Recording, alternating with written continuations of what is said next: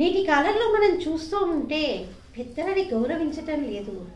ముఖ్యంగా ఆడపిల్లకి పెళ్ళైన తర్వాత అత్తమామల్ని ఎలా గౌరవించాలి, ఆడపడుచుల్ని, బావగాళ్ళని, మరుదుల్ని ఎలా ప్రేమించాలి, ఎలా వాళ్ళకి ఇవ్వాల్సినటువంటి గౌరవం ఇవ్వాలి అన్నటువంటిది నేర్పించట్లేదేమో అనిపిస్తుంది.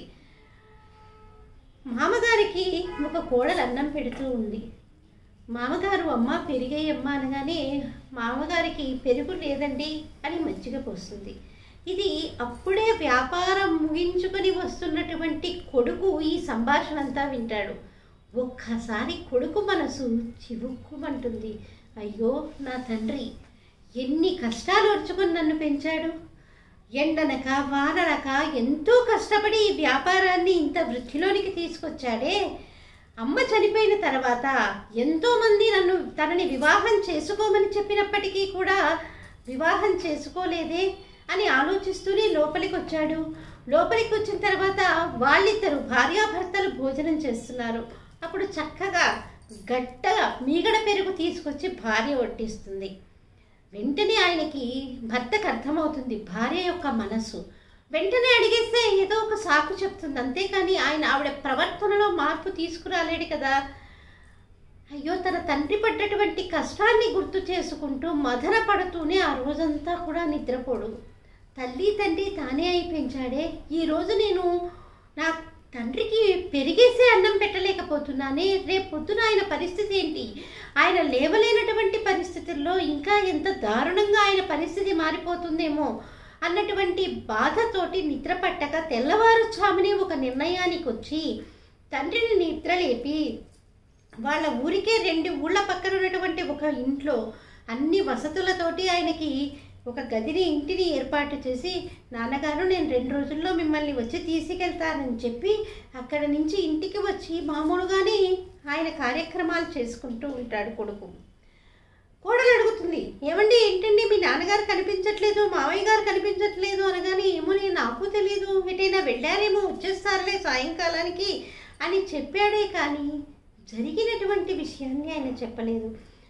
1 రోజు అయిపోయింది, 2 రోజులు అయిపోయింది, 3వ రోజు అయిపోయింది, 4వ రోజు మామగారి స్నేహితుడు అలాగే వాళ్ళ వ్యాపార లావాదేవీలన్నీ చూసేటటువంటి ఒక ఆయన వాళ్ళ ఇంటికి రాగానే, అదేంటండి సుందరం గారు మామయ్య గారు కనిపించట్లేదు, మీకు ఏమైనా విషయం తెలుసా అని అడగగానే, అయ్యో ఏంటమ్మా నీకు ఈ విషయం తెలీదా, మీ మామగారు 2 ఊళ్ళ అవతల ఒక ఇంట్లో ఉంటున్నారు, ఆయన పెళ్లి ప్రయత్నాలు కూడా చేసుకుంటున్నారు సుమా, ఇక ఆయనే వ్యాపారాలన్నీ చూసేసుకుంటారట, ఈ ఇల్లు కూడా ఇక మీరు బయటికి వెళ్ళిపోవాల్సి ఉంటుందేమో, ఈ ఇంటికి ఆవిడ్ని తీసుకుని వస్తారట, ఎందుకంటే వ్యాపారం అయినది కదా.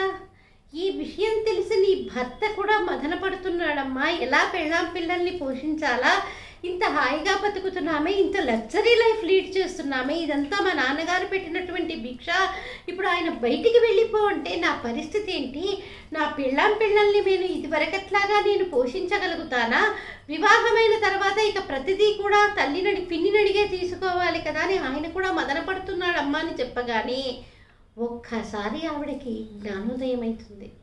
అయ్యో నేను ఎంత కష్టపెట్టాను, నేను చేసింది చాలా తప్పు, కాబట్టి నేనే వెళ్ళి మామగారిని క్షమాపణ అడిగి తీసుకొస్తాను అని చెప్పి కొడుకు కోడలు కలిసి ఆయన ఉన్నటువంటి ప్రదేశానికి వెళ్ళి, మామగారు జరిగిన దానికి నన్ను క్షమించండి, ఇక నుంచి మేము మిమ్మల్ని చాలా గౌరవంగా చూసుకుంటాను అని చెప్పగానే మామగారికి అసలు ఈ విషయం ఏది తెలియదు కదా, ఇవన్నీ ఎందుకు మాట్లాడుతున్నాడా అనేసి కొడుకు వైపు చూడగానే కొడుకు జరిగిన విషయం అంతా కూడా చెప్పి అప్పటికప్పుడు అడిగితే అది ఏదో సమాధానం చెప్తుందే కానీ తన ప్రవర్తనలో మార్పు రావాలి, మనసులో మార్పు రావాలని ఇలా చేశాను నాన్నగారు, మీరు తప్ప నాకు ఇంకా గొప్పవాళ్ళు ఎవరున్నారు, నాకు దిక్సూచిలా ఉండి నన్ను నడిపించేటటువంటి పెద్ద దిక్కు మీరే కదా, మీరు ఇలా ఉండబట్టే నేను ఇంత ధైర్యంగా ఉండగలుగుతున్నాను, ఆ విషయం దానికి తెలియాలంటే ఇలా ఆడాల్సి వచ్చింది నాటకమంతా అని చెప్పగానే తండ్రి తన కొడుకుని చూసి ఎంతో ఆనందించాడు. ఏ తండ్రికైనా తండ్రి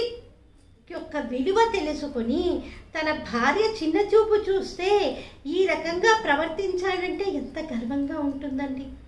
ఇది కథ కాబట్టి చూడటానికి బాగానే ఉంది, ఎంతమంది లేరండి మన నిత్య జీవితంలో అత్తమామల్ని సరిగ్గా చూడకుండా భర్త దగ్గర ఒకలా నాటకాలు ఆడుతూ, వాళ్ళు లేనప్పుడు ఒకలాగుంటూ, భర్త ఉన్నా కూడా పెట్టేగిపోయి నానా మాటలు అనే వాళ్ళని ఎంతోమందిని చూస్తాం. వాళ్ళకే రేపు సంతానం ఉంది కదా, రేపు వాళ్ళే ఇలా ప్రవర్తిస్తే వాళ్ళ బ్రతుకేమవుతుంది, ఇది కూడా ఆలోచించాలి కదా. పెద్దలని గౌరవించటం అన్నది మనం చిన్నప్పటి నుంచి నేర్పించి తీరాల్సిందే.